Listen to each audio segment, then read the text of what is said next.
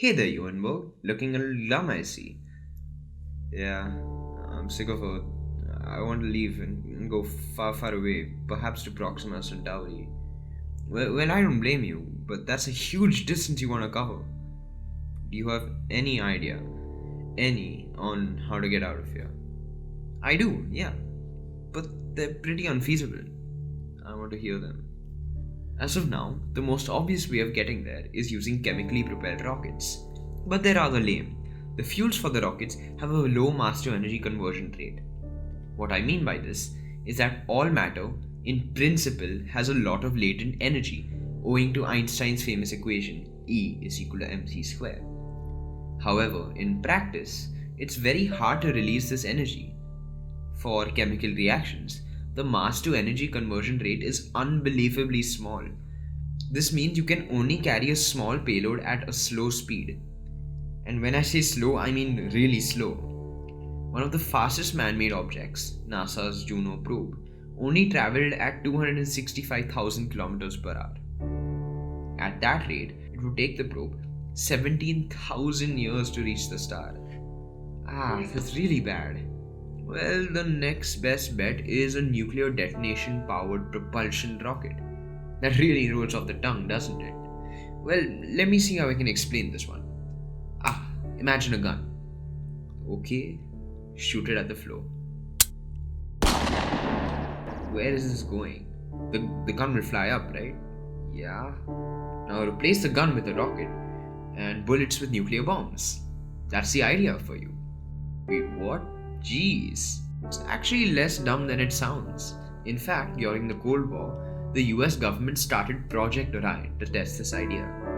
What they came up with was a rocket with a plate attached to the bottom through which there was a hole. A system would fire small 5 kiloton fission or fusion pulses through the hole and detonate the pulse a few meters below. The pulse would explode, spewing out superheated tungsten, which would hit the plate, launching the rocket up at tremendous speeds. According to some calculations, the rocket could reach Alpha Centauri within 130 years. But what about all the explosions involved? Won't you end up just killing yourself? And if it does leave Earth, how would you ever slow down? I see what you mean. I never considered that. However, there is another way to get there fast. It involves antimatter propulsion. If you don't know what antimatter is, I'll explain it. Well, antimatter is made out of antiparticles. They have the same mass as their atomic counterparts, but contain opposite charges. The positron, for example, has an opposite charge of equal magnitude to the charge of its counterpart, the electron. When a particle collides with an antiparticle, it releases energy, or more specifically, photons, at a 100% conversion rate, which is really, really high. In comparison, thermonuclear reactions, thought to be extremely energy efficient, have a mass to energy conversion rate of just 0.5.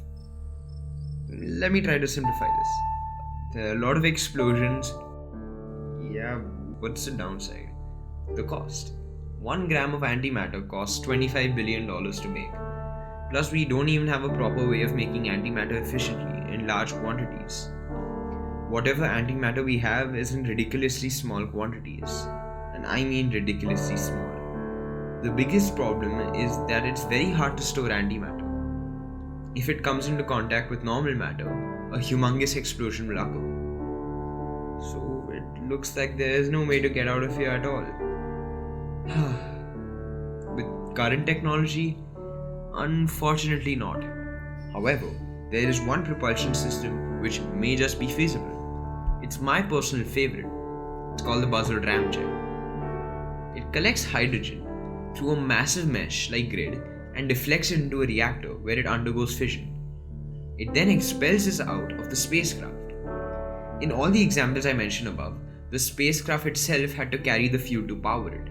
But in this propulsion concept, the rocket itself would collect fuel from space. As the spacecraft would collect fuel, it would move faster, and making it move faster would result in it collecting more fuel and so on. And it would eventually reach speeds close to that of lights, but never to it. But why can't it reach light speed? That has to do with special relativity. I've made a video on it on YouTube, so you can check that out.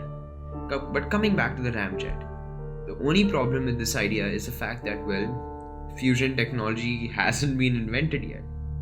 Well, there you have it, Johanberg. Those are my ideas. I guess there's no way to get out of our solar system as of now. The Earth is a mess, no doubt, but we can fix it if we work together. Hello everybody, I hope you enjoyed this video. If you do, don't forget to like and subscribe.